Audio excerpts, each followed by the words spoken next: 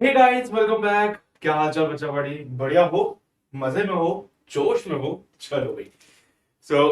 आज का जो लेक्चर होगा वो एप्लीकेशन ऑफ बायोसेवर्ट में उसमें भी हम जो बात करेंगे बेटा वो होगी कि अगर मुझे मैग्नेटिक फील्ड फाइंड करना है बिकॉज ऑफ द सॉलिनॉइड, वो कैसे फाइंड करें। ठीक है, क्या हाल चाल भाई? आदि बढ़िया हो बेटा? चलो, तो आज का जो मेन मुद्दा है हमारा वो इसी बात पे है कि भैया अगर हमसे कोई बोल दे कि हमें, ये बहुत बड़ा हो जाएगा पर क्यों सही से तो थोड़ा कम कर लो।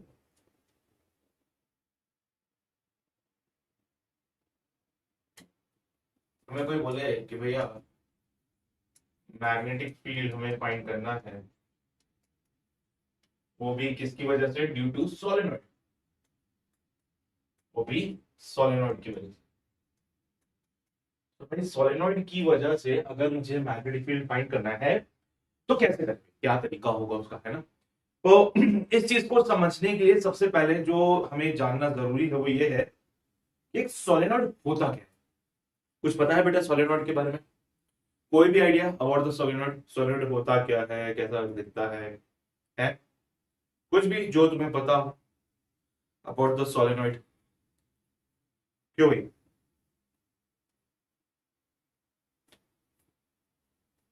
नहीं आइडिया?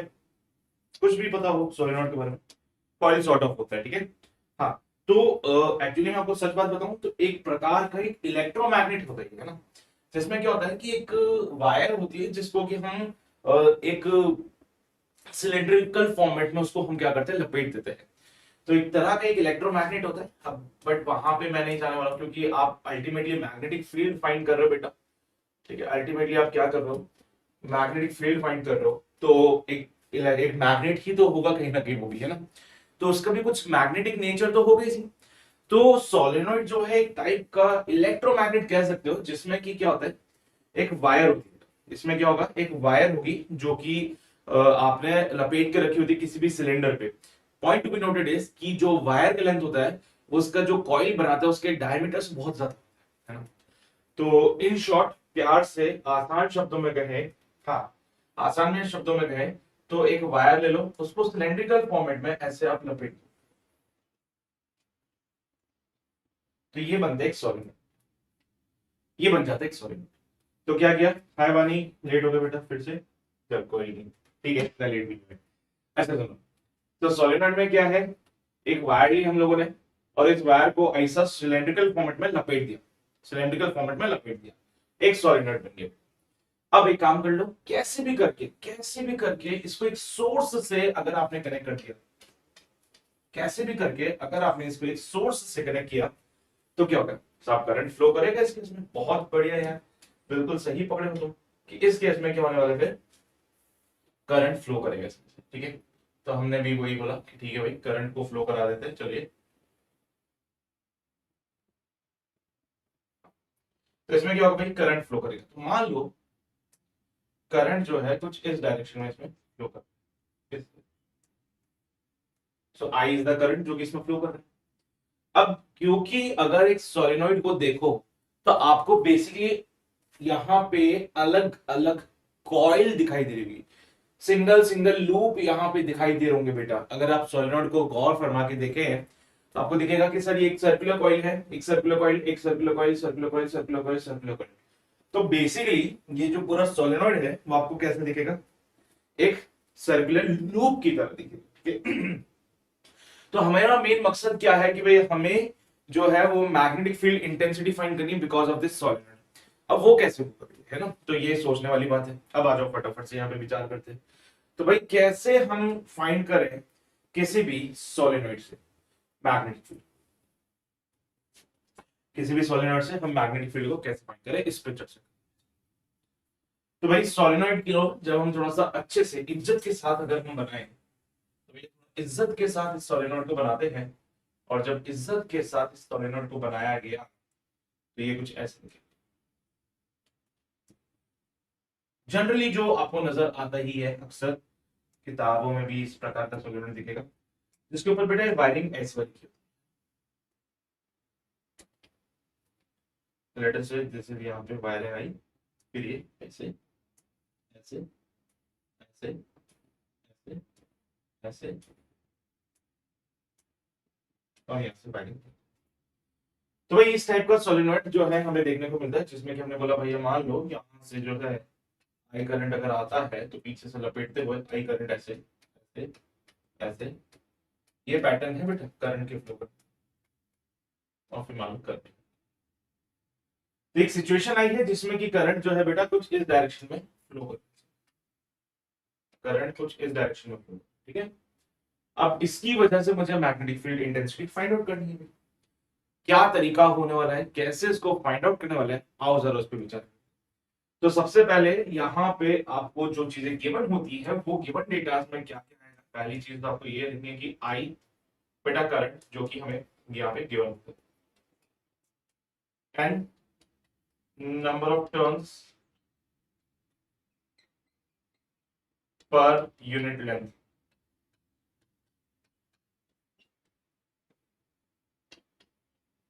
तो ये हो जाएगा number of turns per unit length, ये भी अपने को पता है। तो दो चीजें ऐसी होती है जिनके बारे में हमें जानकारी होती है, हम समझते हैं कि भाई हाँ ठीक है ऐसी चीजें होती है। अब तो भाई किसी भी सोलेनॉइड को अगर आप देख रहे हो तो कुछ इस टाइप से दिखेगा। अब यहाँ पे भी बेटा क्या होगा, बेसिकली यहाँ पे कोई बैटरी वगैरह कनेक्ट होगी, उसका कनेक्शन बनेगा, है ना। हाँ। सर अगर मैं अपर पॉइंट पे देखूं तो शायद ये करंट मुझे बाहर आता हुआ दिखेगा, क्योंकि अगर आप ध्यान से देखें तो ये करंट कुछ ऐसे जा रहा है, दिख रहा है, बाहर की तरफ से ऐसे अंदर, फिर ये बाहर निकलेगा, फिर ये अंदर जाएगा, फिर ये बाहर निकलेगा। तो है हर पॉइंट पे आपको जो है वो ऐसे फील आएगी कि यहाँ पे करंट जो है बाहर निकल रहा है।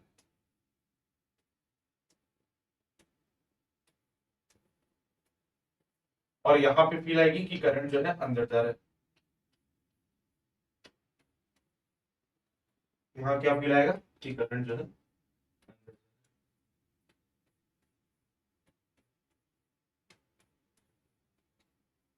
ठीक है। क्लियर है, यहाँ तक बढ़िया चल रहा है। मैंने यहाँ पे इस सोलेनॉइड की एक एक्सिस ले ली है? मैं यहाँ पे क्या करूँ, ये जो सोलेनॉइड है इसकी एक एक्सिस को डिफाइन कर लेता हूँ। मैंने बोला ठीक है भाई इसकी एक एक्सिस हो जाएगी। सो लेट अस से this is the axis of the solenoid. इस सोलेनॉइड की एक्सिस, जो भी मैग्नेटिक फील्ड आप फाइंड करोगे उसको देखो फाइंड करने के दो तरीके हैं। पहला तरीका होता है कि आप अपना पुराना जो एक एलिमेंट लेके हम सॉल्व कर रहे थे उसी तरीके से सॉल्व करो, ठीक है। तो पहले क्या किया था भाई, आपने एक एलिमेंट यहाँ पे लोगे जो कि हमारा एक जेन्युइन तरीका होता है सॉल्व करने का, और उस एलिमेंट को कंसिडर करके फिर आप इस पूरी पिक्चर को सॉल्व करोगे। दूसरा तरीका होता है एम्पियर्स का सर्किट लॉ। ऑल्दो अभी हमने उसके बारे में कोई डिस्कशन नहीं किया है, हमें नहीं पता एम्पियर सर्किट लॉ क्या है, तो शायद अभी वो हम नहीं लगाएंगे। आगे चल के जब एक बार आपको एम्पियर्स का सर्किट लॉ पढ़ा दूंगा फिर आप सोलेनॉइड के लिए भी मैग्नेटिक फील्ड फाइंड कर सकते हो उस तरीके से। बट अभी नहीं पता तो अपने को स्मॉल एलिमेंट लेके ही सॉल्व करना पड़ेगा, ठीक है। चलिए अगले पेज पे काम कर लेते हैं। हमने कहा कि भाई मान लीजिए ये अपने पास सोलेनॉइड हो गया,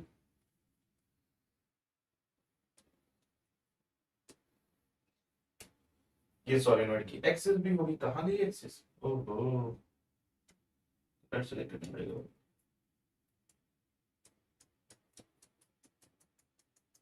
ये सोलेनॉइड की एक्सिस होगी, इसका बाइसेक्टर यहाँ पे मैंने बढ़ा दिया थोड़ी देर के लिए, मान लो बाइसेक्टर हो गया अपने पास में, ठीक है बेटा। इस सेंटर वाले पॉइंट पे हम मैग्नेटिक फील्ड फाइंड करेंगे, ठीक है। So this is the point P जहां पे मुझे मैग्नेटिक फील्ड फाइंड करना है। बेटा सोलेनॉइड के एक कोने से इस पॉइंट को जोड़ा, सोलेनॉइड के एक कोने से इस पॉइंट को जोड़ा तो यहाँ पे एक एंगल अल्फा बना, सोलेनॉइड के दूसरे कोने से इस पॉइंट को जोड़ा तो यहाँ पे एक बीटा एंगल बना। यहाँ तक कोई दिक्कत परेशानी है तो बता देगा मुझे, ठीक है, सब बढ़िया चल रहा है। अब मैं क्या करने जा रहा हूँ, एक एलिमेंट यहाँ पे कंसीडर, लेट अस से कोई भी एक एलिमेंट हम कंसीडर कर लेते हैं, एक छोटा सा एलिमेंट। क्या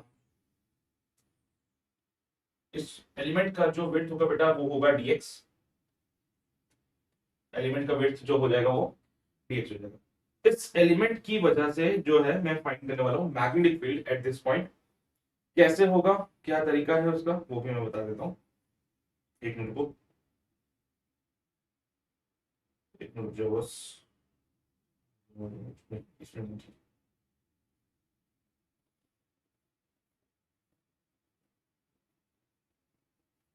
ठीक है चलो।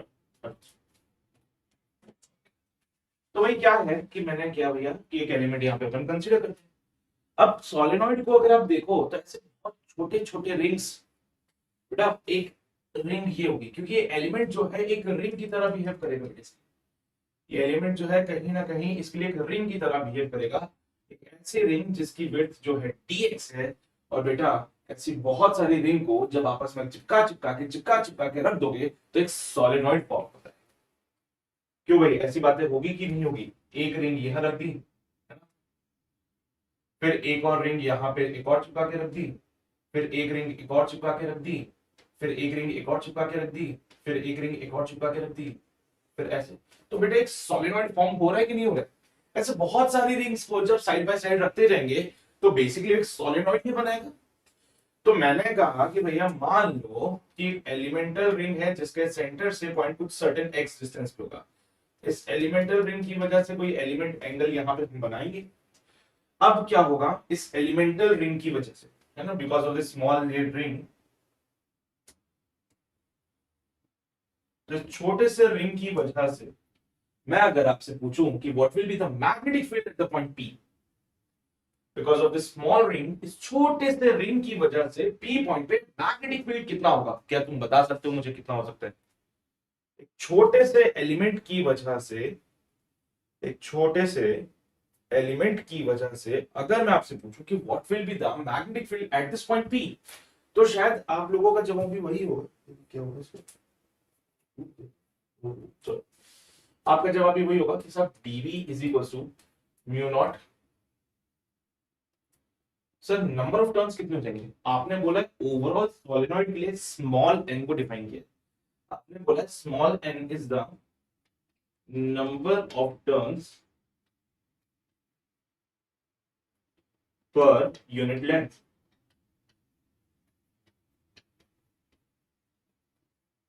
आपने कहा कि जो स्मॉल n है वो है number of turns per unit length. तो यहां से अगर मैं एक चीज देखूं, इसको समझना बेटा, और यहां दिक्कत है तो बताना। नंबर ऑफ टर्न्स की अगर मैं बात करूं इन स्मॉल एलिमेंट,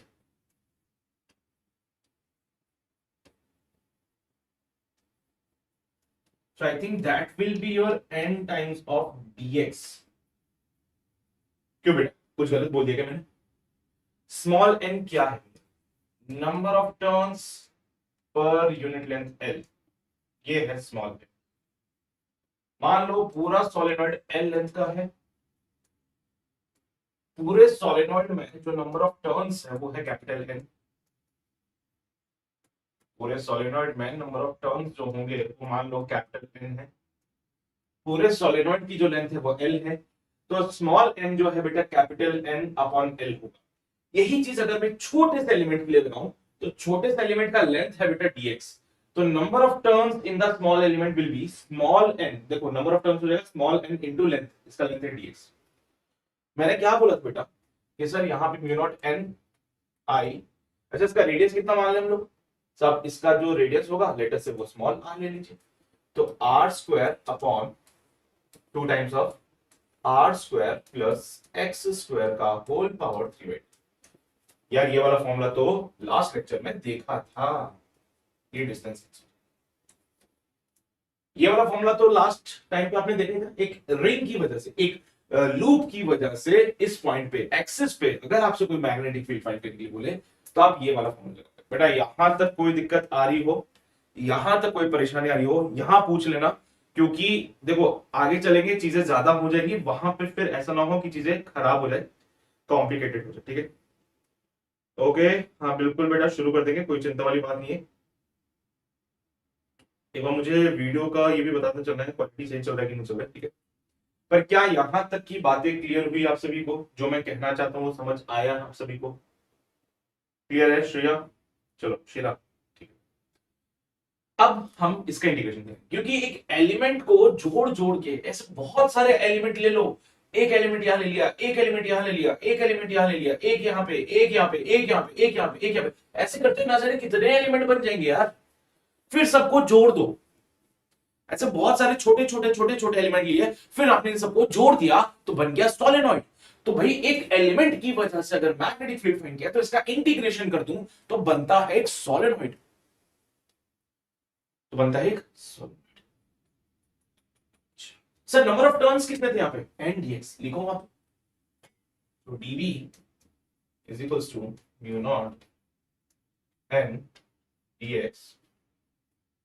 इसकी ब्राइटनेस सेट करो, जब तक मुझे याद है मैंने सेट तो कर दी थी, तो चेक करता हूँ। अच्छा यहाँ की अलग होगी, चलो ठीक है। N D X I R square divided by 2 times of R square plus X square का पावर 3। बेटा यहाँ तक कोई दिक्कत कोई परेशानी आ रही हो तो बता दो, और अगर नहीं है तो फिर आगे इंटीग्रेशन की ओर चलते हैं। विजिबिलिटी तो सही आ रही है ना बेटा, विजिबिलिटी में तो कोई दिक्कत नहीं है ना यार। अरे विजिबिलिटी तो सही आ रही है ना, कोई दिक्कत तो नहीं ना। आज शायद इसका कलर थोड़ा सा चेंज हो गया, बट मैं कोशिश करूंगा कि अगली बार इसको ब्लैक ही रखे थोड़ा सा ना, ताकि विजिबिलिटी में इतनी दिक्कत ना आए फिर अपने को। अगर तुम बोलोगे इसकी ब्राइटनेस को मैं कोशिश करता हूँ कम कर सकूं।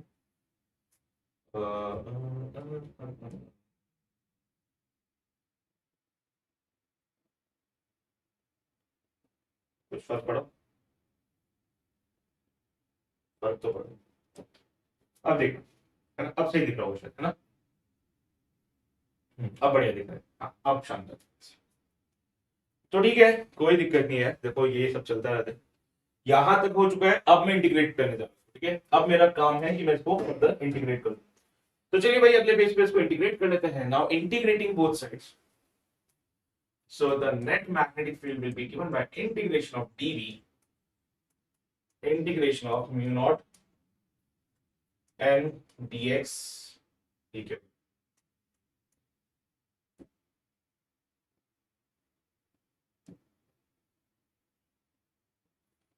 n dx I r square upon r square plus x square का होल पावर 3/2। बेटा जो कांस्टेंट है वो तो बाहर निकलेगा, कांस्टेंट वाली चीजों को बाहर निकालने पे mu naught N I R square बाहर आएगा, और यहाँ पे ये हो जाएगा dx upon R square plus X square का होल पावर 3/2। एक काम कर लेते हैं, चाहो तो ये आर को थोड़ी देर के लिए अंदर ही रहने दो, ठीक है। तो आर को अंदर ही रहने देते, तो integral of N R square DX, N भी क्यों आ रहा है sir, mu naught N I बाहर आ गया, R square DX upon R square plus X square का होल पावर 3/2। चलिए अच्छा, अब देखो भाई जेई के स्टूडेंट हो, मैथ तो अच्छी खासी आती है, इंटीग्रेशन करना तो भले भांति ही आता होगा। भाई इंटीग्रेशन कर सकते हैं इसका बाय सब्स्टिट्यूशन। अगर मैं इंटीग्रेट करने की कोशिश करूं तो इंटीग्रेशन बाय सब्स्टिट्यूशन करके मैं शायद काम कर सकता हूं। तो यहां पे इंटीग्रेशन तो करेंगे लेकिन बाय सब्स्टिट्यूशन,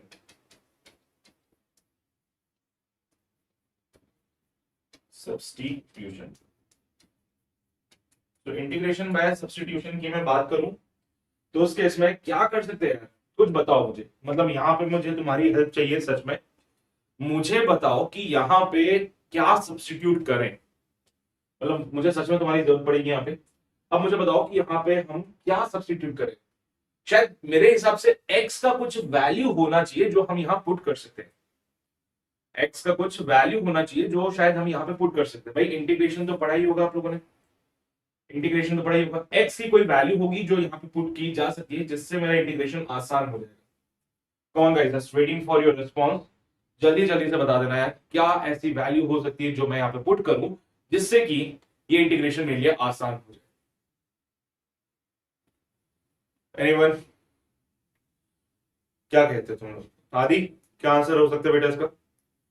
आदि, वानी, शीला, उमेश, बताओ यार, जो भी हो, जो हाँ जो जितने भी लोग अवेलेबल है सब सोचो, विचार करो।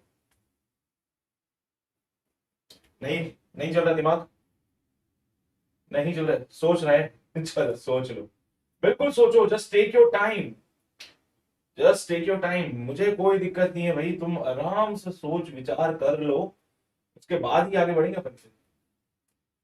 सोच लिया, कर लिया विचार, चलो भाई अगर मैं x की जगह पे r tan थीटा पुट करूं तो क्या मेरी बात बन सकती है? x की जगह पे मैं r tan थीटा पुट कर दूं तो dx क्या हो जाएगा बेटा? dx हो जाएगा r बेटा tan थीटा का डिफरेंशिएशन sec स्क्वायर थीटा और थीटा का d थीटा। ऐसा क्यों कर रहे हैं? ऐसे क्या नौबत आ गई कि आपको सर ये सब्स्टिट्यूशन करना पड़ा? तो भैया नौबत इसलिए आई है क्योंकि जब आप यहां पे देखें so you will come to know कि भैया यहां पे पिक्चर आपने एंगल में ले रखी है, तो कहीं ना कहीं आपको चीजों को उसी टर्म में डिफाइन करना भी पड़ेगा, तो शायद मेरा काम आसान हो जाएगा, है ना?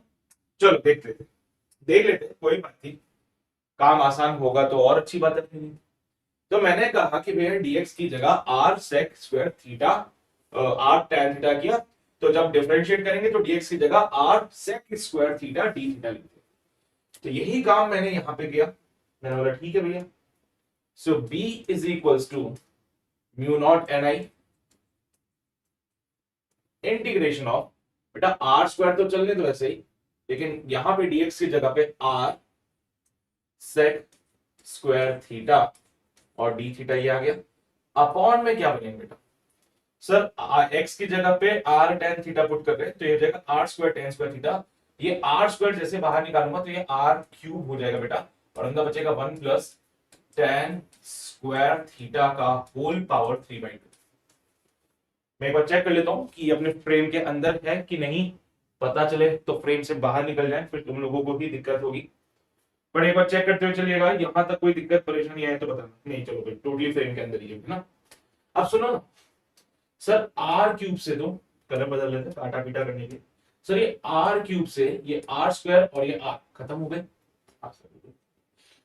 One plus tan square theta, बचपन में पढ़ा होगा कि भैया one plus tan square theta शायद सेक स्क्वायर थीटा के बराबर होता है, नहीं है भरोसा आप करके देखिए, one plus tan square theta sec square theta के बराबर होता है, जिसकी बदौलत बी आता है mu naught N I integration sec square theta D theta divided by beta sec square theta का होल पावर 3/2, बोले तो सेक क्यूब थीटा, तो इट विल बी और सेक ऑफ क्यूब थीटा, जी B equals to mu naught N I, यहां पे it will be और 1/sec theta D theta, sec theta D theta. Clear चल रही पिक्चर? कोई दिक्कत कोई परेशानी किसी प्रकार की आती है तो पूछ सकते हो, नहीं आ रही तो और क्या चाहिए जीवन में फिर करो। अगर कोई और दिक्कत परेशानी नहीं है तो इससे बेहतर और कुछ भी नहीं है। चलिए ठीक है, हाँ अब क्या हुआ भैया, 1/sec थीटा होता है cos थीटा, तो b equals to mu naught N I integral of cos theta d theta.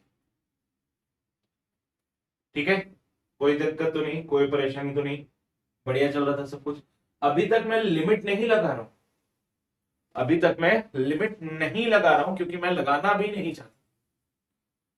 पूरे सिचुएशन में आप देखें तो मैंने कहीं पे भी अभी लिमिट का प्रयोग नहीं किया है, द रीजन इज बीइंग कि मैं लिमिट लगाऊंगा भी नहीं अभी। ठीक है, चलिए अब आगे बढ़ते हैं। सब यहां पे अगर हम देखें कितना बनेगा, कॉस का इंटीग्रेशन माइनस का साइन थीटा होता है, तो b is equals to mu naught N I minus का साइन थीटा।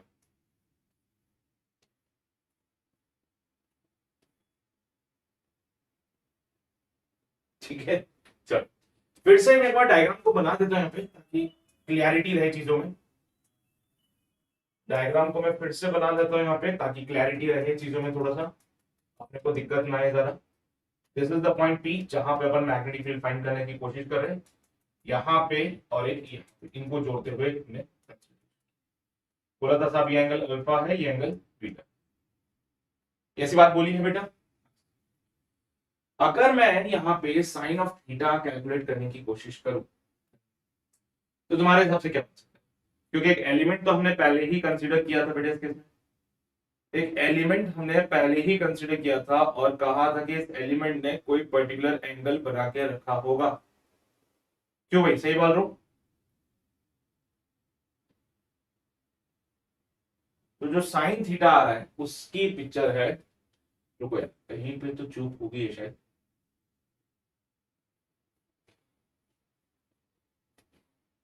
इस एंड से यहां पे लेंथ अगर इसकी L1 है और इस एंड से अगर लेंथ इसकी L2 है, क्योंकि ओवरऑल लेंथ इसकी L थी, ठीक है, तो उस केस में ऊपर वाला L1 साइन होता है perpendicular upon hypotenuse, this will be your R। तो इस हिसाब से B बनता है mu naught N I R upon under root of hypotenuse will be under root of R square plus L square. बेटा कैसे किया सर? एक जनरल केस ले लो ना, एक जनरल केस ले लो। ये एलिमेंट आपने यहाँ पे लिया था तो यहाँ पे एक पॉइंट बना लो।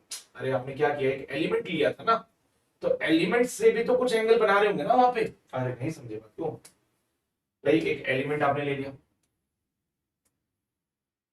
dx लेंथ का था भाई, ये भी तो कुछ एंगल बना रहा है यहाँ पे, तो उसके साथ कुछ एंगल नहीं बनेगा क्या? तो वो एंगल मेरे पास थीटा, वो एंगल मैंने यहाँ पे थीटा ले लिया भाई, उसको ही तो सिंप्लीफाई किया मैंने बेसिकली, और क्या किया?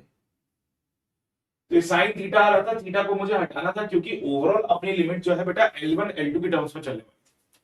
ओवरऑल जो अपनी लिमिट थी वो L1 L2 की टर्म्स में चलने वाली थी, तो मैंने कोशिश की कि जो थीटा वाला पार्ट था इसको मैं एलिमिनेट कर दूं यहां से, ठीक है। तो हमने क्या किया, थीटा को एलिमिनेट करने की कोशिश करी। एक मिनट रुक जाओ, कुछ और भी पॉसिबिलिटीज है तो चेक कर लेता हूँ। ओके, एक्स बाय आर,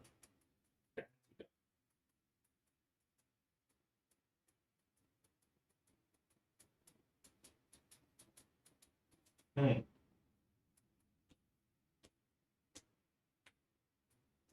ठीक है। सुनो, आ जाओ फटाफट, समझ गए, हम समझ गए बात को। देखो x equals to R tan theta, ये वाली कहानी आई थी, तो यहां से टेन थीटा हो जाएगा x upon R, X by R, तो परपेंडिकुलर अपॉन x क्या था, वो जो एलिमेंट आपने लिया था सब उसकी लेंथ। अब सही है, x क्या था, वो जो एलिमेंट आपने लिया था उसकी लेंथ थी फ्रॉम दिस पॉइंट p, ये जो एलिमेंट आपने लिया था उसकी लेंथ थी। तो बेटा साइन थीटा कितना हो जाएगा इस हिसाब से? इस हिसाब से अगर दोनों, मुझे लगता है थोड़ा सा कंफ्यूजन आ चुका है, कोई बात नहीं, चिंता मत करो, अभी क्लियर कर देते हैं। परपेंडिकुलर की जगह x, हाइपोटेन्यूज की जगह under root of x square plus r square, तो साइन थीटा की जगह हम ये, अब मैं इसको फिर से क्लियर कर देता हूँ क्योंकि मुझे पता ही है थोड़ा सा कॉम्प्लिकेटेड हो चुका है, ठीक है। यहाँ पे ये थोड़ा सा पेचीदा हो गया तो इसको थोड़ा सा सही करना पड़ेगा। देखो यहां तक तो सब क्लियर चल रहा था, बढ़िया सुखमय जीवन जी रहे थे, बढ़िया, यहां तक तो एकदम सुखमय जीवन जिया जा रहा था, यहां तक तो बढ़िया चल रही थी। कहां से आया था सर? सब्सटीट्यूशन वगैरह किया था हम लोगों ने, सब्सटीट्यूट करने के बाद हमें ये सारी बातें मिली थी, यहां से पिक्चर शुरू की थी हमने, है ना। कुछ भी नहीं चल रहा, सब वही पुरानी बेसिक सी घिसी पिटी बातें हैं। एलिमेंट से x डिस्टेंस पे हमने क्या किया, एक एलिमेंट की वजह से मैग्नेटिक फील्ड फाइंड करी। भैया यहाँ पे इस एलिमेंट के अंदर जो नंबर ऑफ टर्न्स हो सकते थे वो n dx हो सकता था, तो नंबर ऑफ टर्न्स की जगह n dx पुट कर दिया मैंने बोला भैया देखो ये तो एलिमेंट की वजह से है, मेरे को तो पूरे सोलेनॉइड की वजह से चाहिए मैग्नेटिक फील्ड। तो मैंने कहा कि भाई क्यों ना उसका इंटीग्रेट किया जाए, तो हमने इसका इंटीग्रेशन कर दिया। इंटीग्रेशन आप करते करते हम लोग आए यहाँ पे, भाई किसी बच्चे के पास एक्स्ट्रा दिमाग है वो चला लो, इसको इंटीग्रेट करके सॉल्व कर लो, लेकिन मेरे पास दिमाग नहीं था, मैंने सब्स्टिट्यूट कर दिया, x की जगह पे r tan थीटा पुट कर दिया, सो dx हो जाएगा r sec square theta d theta. Solve करा, ये काम मेरे लिए आसान हो गया यार, ये काम मेरे लिए आसान हो गया। जब cos थीटा को सॉल्व किया तो it comes out B on minus का sin theta, it comes out B on minus का sin थीटा। अब फिर से क्योंकि since x equals to r tan theta, तो tan थीटा हो गया x बाय r, जो कि होता है परपेंडिकुलर अपॉन बेस। साहब sin थीटा तो परपेंडिकुलर अपॉन हाइपोटेन्यूज होता है, तो परपेंडिकुलर के नाम पे x है, बेस के नाम पे r है, तो हाइपोटेन्यूज होगा under root of x square plus r square. x क्या था, एलिमेंट का पॉइंट p से डिस्टेंस, तो यहां पे भी मैं यही काम करने जा रहा हूं। So it will be b is equals to mu naught n i minus का x upon under root of X square plus R square.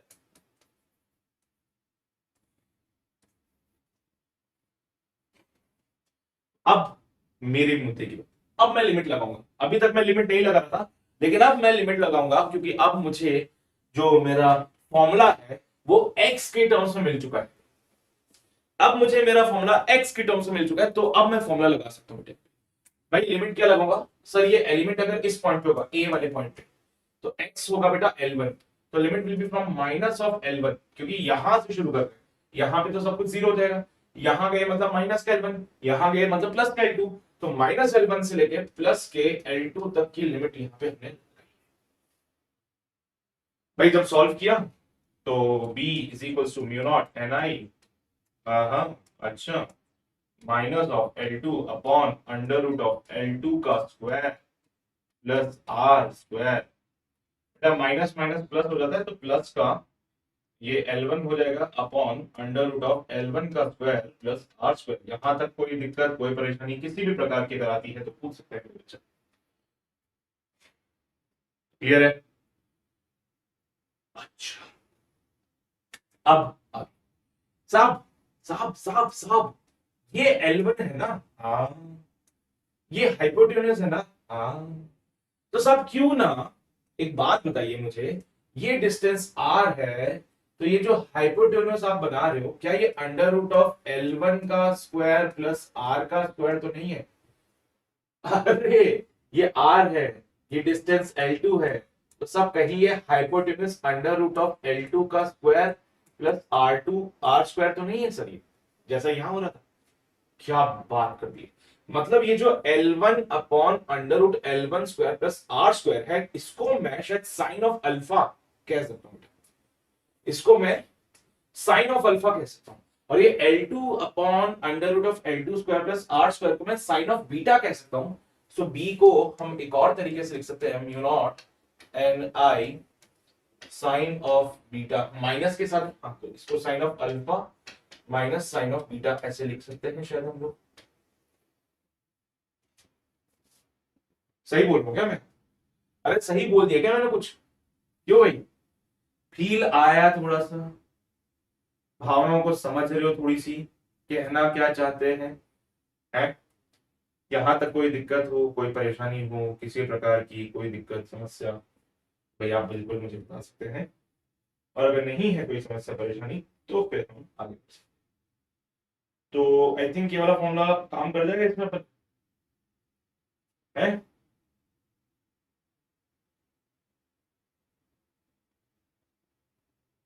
कुछ और जो बाहर आना था इंटीग्रेशन वगैरह से, जो हमने मिस कर दिया हो कहीं ना कहीं ले भटके में, है स्क्वायर थीटा के, ठीक है, नॉट एन आई, यहां तक भी ठीक है, B equals to mu naught N I. अच्छा, टू को रह गया, ये टू को खा गए ना हम लोग, ये टू खा गए ना हम लोग, चलिए इधर आइए, तो भैया टू को खा गए थे, ये बहुत बुरी बात है, अपॉन में टू भी चल रहा था साथ में, तो ये टू अपॉन में बाहर आएगा, फिर अपॉन में बाहर आएगा, फिर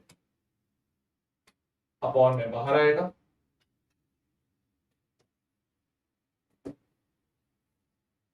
upon two, upon two, upon two,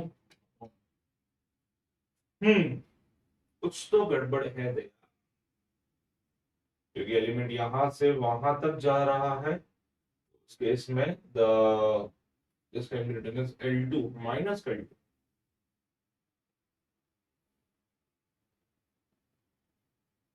यहां से वहां तक जा रहा है, तो माइनस L1 से ये वहां पे जीरो हो जाएगा टोटल, माइनस के L से माइनस ऑफ L1 से अपर लिमिट माइनस, भाई मेरी ये गलती होगी शायद, यहाँ पे भी माइनस का साइन आना, यहाँ भी माइनस का साइन आएगा, क्यों? क्योंकि देखो सर, अपर लिमिट लगा दी माइनस लोअर लिमिट, तो माइनस लोअर लिमिट तो बेटा माइनस माइनस प्लस हो गया, लेकिन ये माइनस का L1 और था तो ये माइनस, तो यहाँ पे कहानी कुछ इस प्रकार से बनी। हम्म, बात तो सही है सर। तो कहानी कुछ इस टाइप से बन रही है भाई। तो ठीक है, क्या करें इसमें। माइनस का लोचा आ गया कहीं ना कहीं माइनस की दिक्कत आ रही है। माइनस तो हटेगा, कैसे हटाए इसको। cos थीटा का इंटीग्रेशन भी कर लिया। cos थीटा का इंटीग्रेशन माइनस का साइन थीटा होता है। cos थीटा का इंटीग्रेशन माइनस का साइन थीटा यही होता है ना। तो इसमें एक माइनस का झोल रह रहा है अपने साथ में जो आ रहा है बेसिकली यहाँ पे। अगर ये माइनस का झोल नहीं आया तो अपनी पूरी पिक्चर सेट है बेटा, उसके बाद तो कोई दिक्कत नहीं आएगी। ठीक है, एक माइनस का झोल रह गया इसमें बस, वो चेक कर लेते हैं कि क्यों आया, क्या वजह है उसकी। माइनस का जो झोल आ रहा है वो क्यों आ रहा है, ये मुझे चेक करना पड़ेगा। बाकी सब तो ऑलमोस्ट ठीक है, बाकी सब तो ऑलमोस्ट सेट है।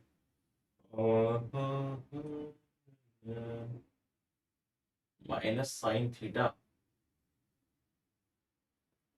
माइनस का साइन थीटा। एलिमेंट जो है पॉइंट से एक्स डिस्टेंस पे, तो इधर आएगा तो ये जीरो हो जाएगा।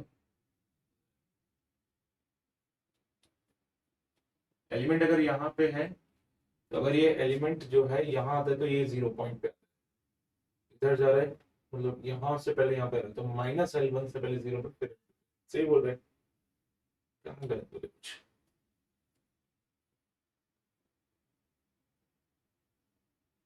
माइनस के साइन ने एक झोल कर रखा है, बाकी सब तो हो गया सेट। ठीक है, माइनस के साइन ने ही झोल कर दिया, बाकी सब तो सेट ही ऑलमोस्ट। तो माइनस का जो साइन है यही कुछ गड़बड़ी कर रहा है, इसको हटाना पड़ेगा, इसको हटाना पड़ेगा। माइनस का साइन, माइनस का साइन, माइनस का साइन क्या सेट है, तो समझ आ रहा है।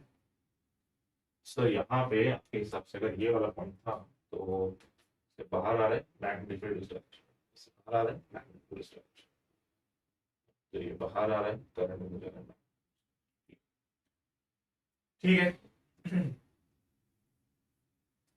कहीं तो झोल किया हमने, माइनस ने ही हमने को परेशान कर दिया बस। बाकी सब तो सही है ऑलमोस्ट। ठीक है, बाकी सब तो ऑलमोस्ट सही है बेटा, ये बस माइनस का ही झोल आ रहा है, यहाँ पे प्लस होना चाहिए एक्चुअली ना। तो जो बेसिकली माइनस का साइन आ रहा है वो प्लस होना चाहिए। क्या एक फॉर्मूला बनता है क्या ऐसा कि माइनस ऑफ साइन थीटा के बराबर होता है, वो तो कॉस में होता है ना शायद बेटा। ठीक है, तो साइन ऑफ माइनस थीटा, ये एंगल अल्फा हो जाए वो बीटा हो जाए तो भी हम इसको डिफाइन कर सकते हैं क्या। एक मिनट पर,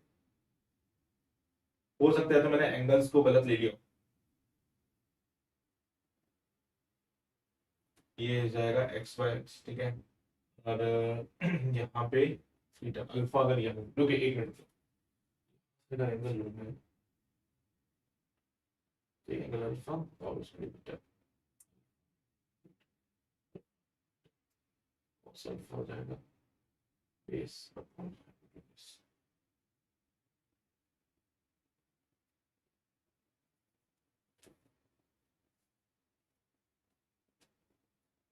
करा दी, बचा लिया, नहीं तो मैं तो कुछ और ही सोच बैठा था, है ना। चलो ठीक है, टाइम वेस्ट भी हो गया इसका बहुत सारा, कोई बात नहीं। ठीक है, अरे यार मुझे माइनस का क्यों लगा, इससे नहीं बढ़ मेरी। हाँ चलो, तो यार यहाँ से कहानी शुरू होगी, यहाँ से पूरी पिक्चर शुरू होगी। ठीक है, तो ये देखते हुए चलना है, और यहाँ से पूरा डेरिवेशन छापेगा। ये जो फॉर्मूला मैंने बताया एक जनरल फॉर्म है, अभी इसमें भी जो most of the time use होता है वो होता है इनफाइनाइट सोलेनोइड का केस। वो इनफाइनाइट सोलेनोइड का क्या केस होने वाला अभी मैं बता दूंगा, पहले इतना पार्ट छाप लेना। ठीक है, और धन्यवाद यार फिर से, बाहित बहुत बाहित बाहित धन्यवाद। चलो ठीक है, हो गया। ये माइनस का नहीं होना था, है ना, हाँ मेरी गलती होगी। बिल्कुल, कैसे कर सकते हैं वैसी गलती, बहुत बुरी बात है। चलो ठीक है, यहाँ तक हो गया बेटा, ये चाप लिया पूरा है। भाई मैग्नेट बेस को कब ज्वाइन करूँ मैं, मैग्नेट बेस में नहीं ज्वाइन करूँ। ठीक है, उसकी जरूरत नहीं है बेटा, उसकी कोई जरूरत नहीं है। ठीक है, यहाँ सुपर चैट की कोई जरूरत नहीं है, यहाँ पे सब अपने ही लोग हैं, यहाँ पे ऐसी चीजें जरूरत नहीं पड़ती, अपने अपने लोग हैं सब। यहाँ भी चेक देख लो बेटा, नंबर ऑफ टर्न्स वगैरह सारी चीजें लिख लेना। ये हो जाए फिर यहाँ पे आ जाना, पहले छापेगा, ये पूरा हो जाए फिर यहाँ पे आ जाना और यहाँ पे आके integration of cos theta, sine का होता है क्या माइनस का, अरे हाँ दिमाग में पता नहीं क्या ही हो गया है। चलो फिर यहाँ फाइनली हम लोग आगे और इसको सिंप्लीफाई किया, this is the general formula, ठीक है। तो एक जनरल फॉर्मूला है हमारे पास कि किसी भी सोलेनोइड की वजह से, तो एक सोलेनोइड है फाइनाइट लेंथ कैपिटल, तो सोलेनोइड है बेटा of finite length, of finite length, एक सोलेनोइड है फाइनाइट लेंथ का है, तो इसके यहाँ पे बीच में कहीं पे कोई पॉइंट होगा जहां पे अपन क्या कर लेते हैं, मैंने कहा कि भैया यहाँ पे एंगल अल्फा और ये बीटा बन रहे हैं, ठीक है। इतने से पार्ट की लेंथ इन्होंने बोला था L1 है, इतने से पार्ट की लेंथ इन्होंने बोला L2 है, इसका रेडियस इन्होंने बोला था R है, स्मॉल r, तो मैग्नेटिक फील्ड का फॉर्मूला बन गया mu naught Ni divide by 2 sine of alpha plus sine. अब इसी का एक स्पेशल केस आता है जो कि अक्सर सवालों में पूछा जाता है, ये सोलेनोइड था फाइनाइट लेंथ का, ये सोलेनोइड था फाइनाइट लेंथ का बेटा, जिसकी जो ओवरऑल लेंथ होगी वो L होगी, इसकी ओवरऑल लेंथ L थी। यही अगर सिचुएशन आ जाए जिसमें एक इनफाइनाइट सोलेनोइड आ जाए तो क्या होगा, तो बेटा अब शुरू होते अपने यहाँ पे स्पेशल केस, और इन स्पेशल केसेस में ध्यान से सुन लेना। सबसे पहला केस आता है इनफाइनाइट सोलेनोइड का, जो सबसे इंपॉर्टेंट है, अक्सर सवाल इसी पे बनेगा। तो इनफाइनाइट सोलेनोइड की सिचुएशन अगर आ जाए तो बेटा एक ऐसा सिचुएशन बनेगी,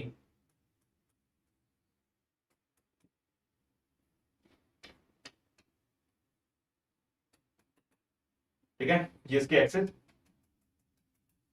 यहाँ पे this is the point P, पहले आप इसको यहां से जोड़ा करते थे और बोलते थे कि ये एंगल अल्फा, आज सोचो बेटा ये पॉइंट इनफाइनाइट पे जा रहे हैं, ये पॉइंट्स इनफाइनाइट पे जा रहे हैं, जिसकी वजह से ये अल्फा जो है कैसा बनेगा बेटा, आप बताओ, ये अल्फा जो है अब कहीं पे इधर ऐसे तो नहीं बन जाएगा,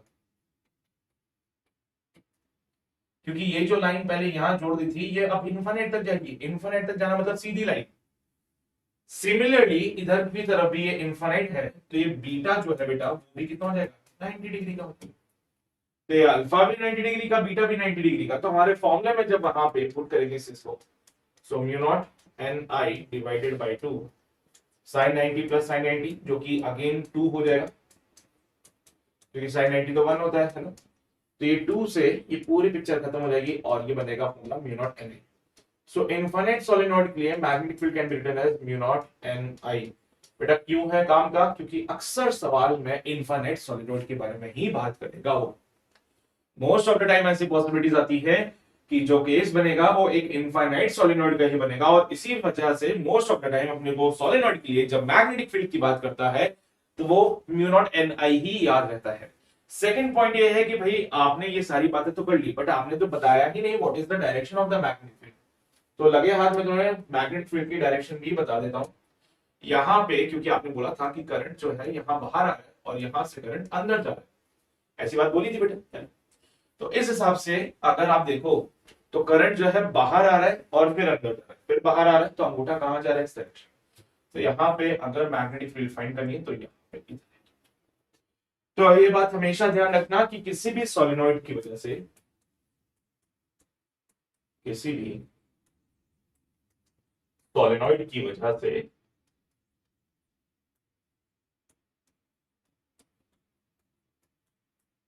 मैग्नेटिक फील्ड उसके एक्सिस के अलोंग होता है,